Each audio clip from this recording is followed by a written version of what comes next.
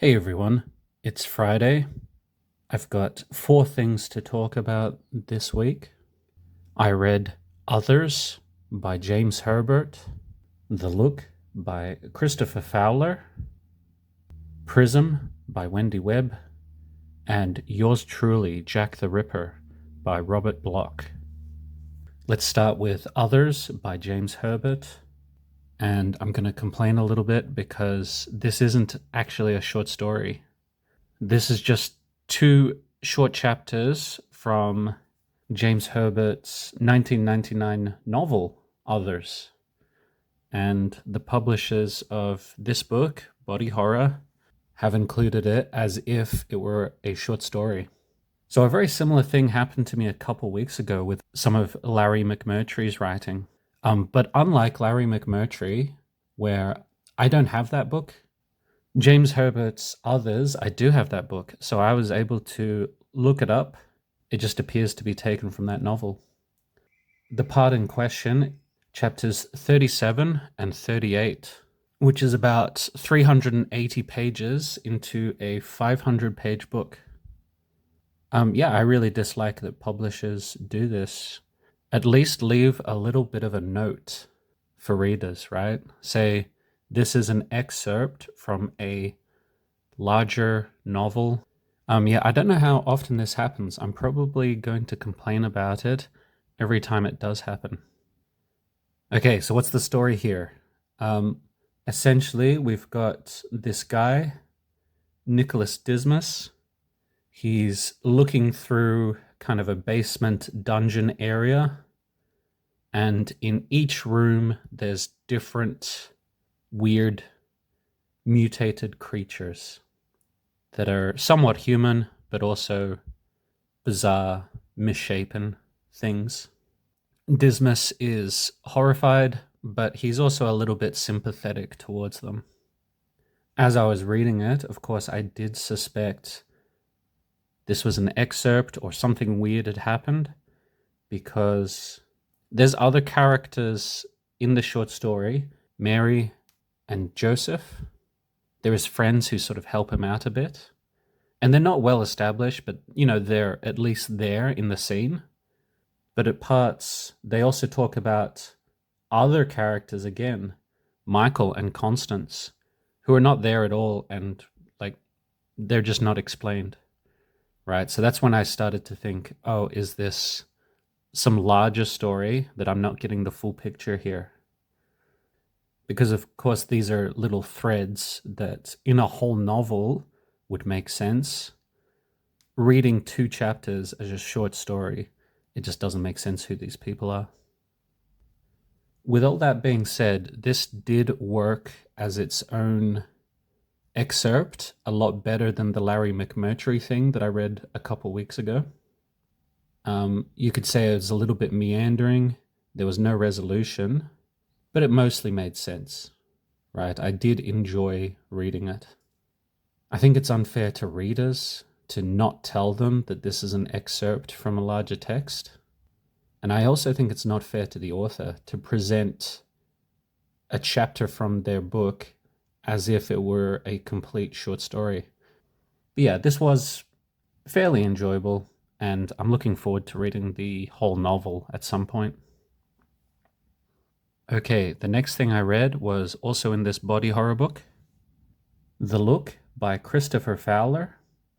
I had a bit of trouble finding where this was originally published, but I think it's from 2001 and originally appeared in an urban gothic anthology edited by David J. Howe.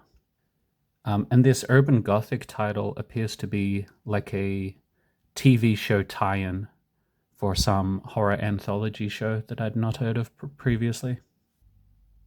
Okay, the setup for this story is there's 2 young women who are obsessed with fashion, and especially obsessed with one fashion designer, Kit Marlowe, who's apparently very hip and edgy. And incorporates aspects of like body modification into his shows. So, for example, the models might have fabrics actually sewn onto their body.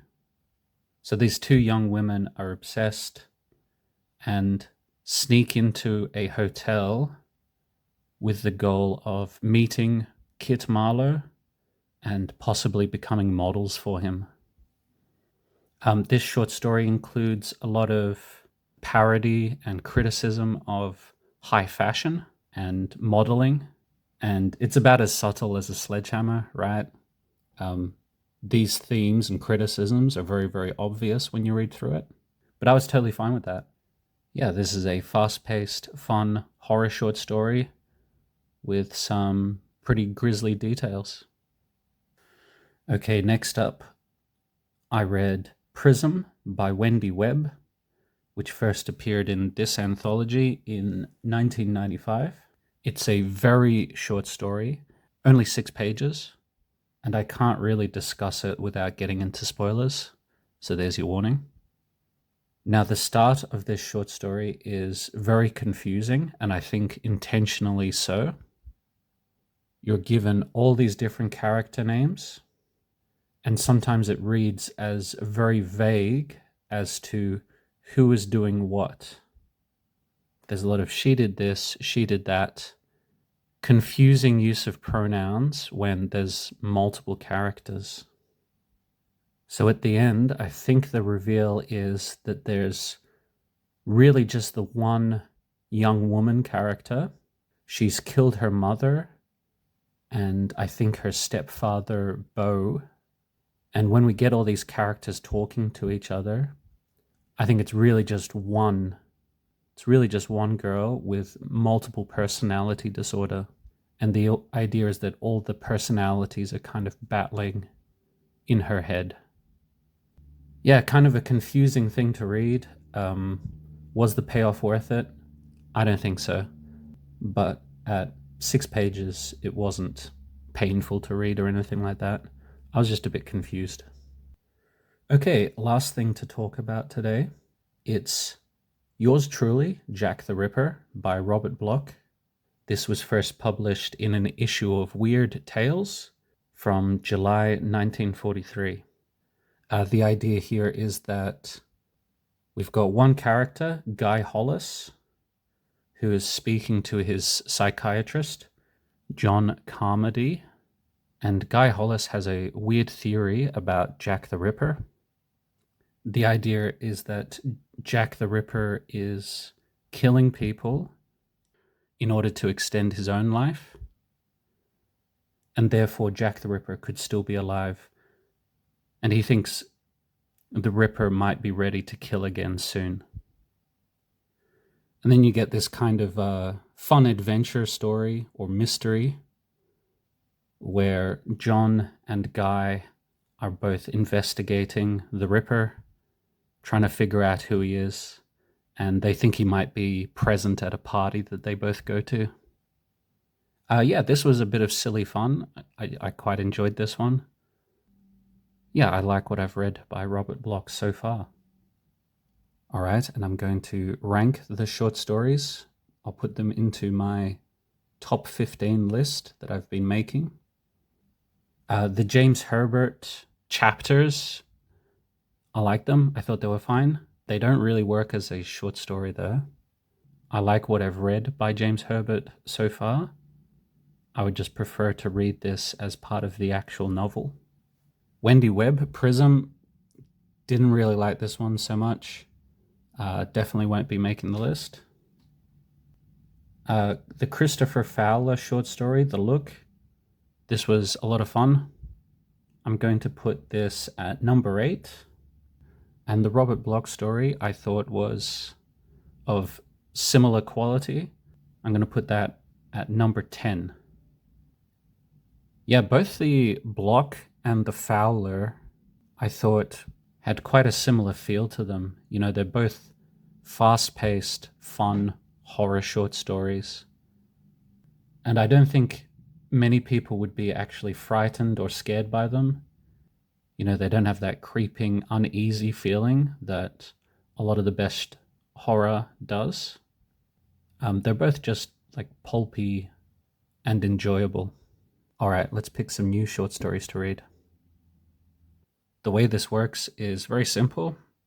Got book number 1 here through to book number 6 here. The 6-sided die selects the book. Then the 12-sided die selects the story within the book. All right, first roll.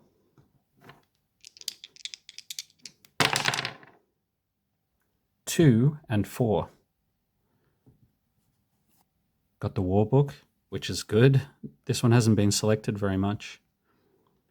1, 2, 3, 4. Okay, we're reading The Foxholes of Mars, Fritz Leiber, and that is 10 pages. I'm going to keep rolling the dice until I get to at least 50 pages. Second roll. 3 and 6. So we're reading the Alfred Hitchcock book again. So I've already read all the ones with pencil marks next to them. So I skip over those. 1, 2, 3, 4, 5, 6. The Man Who Knew How by Dorothy L. Sayers, and that is 14 pages, which brings us to a total of 24 pages so far.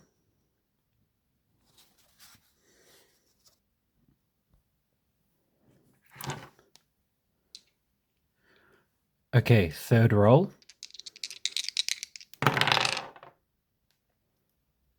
5 and 3.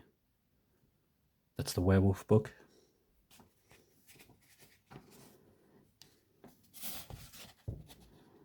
One, 2, 3. Night Beat by Ramsey Campbell. Good, I've been wanting to read more Ramsey Campbell. And that is a very short 6 pages. That brings us to a total of 30 pages so far. Okay, fourth roll.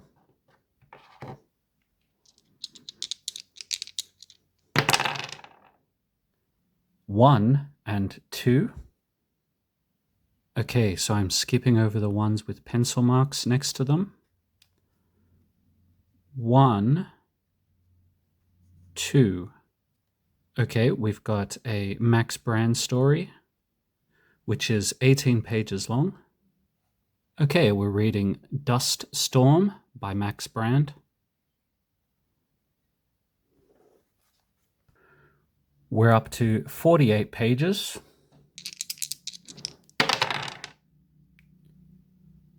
One and 7.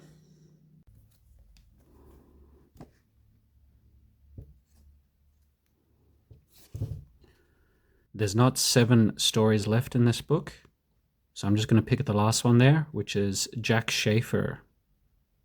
I'll be reading One Man's Honor by Jack Schaefer, which takes us well over 50 pages.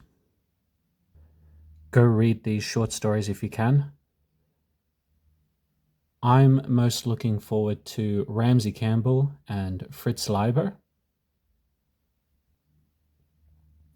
All right, thanks for watching. See you next week.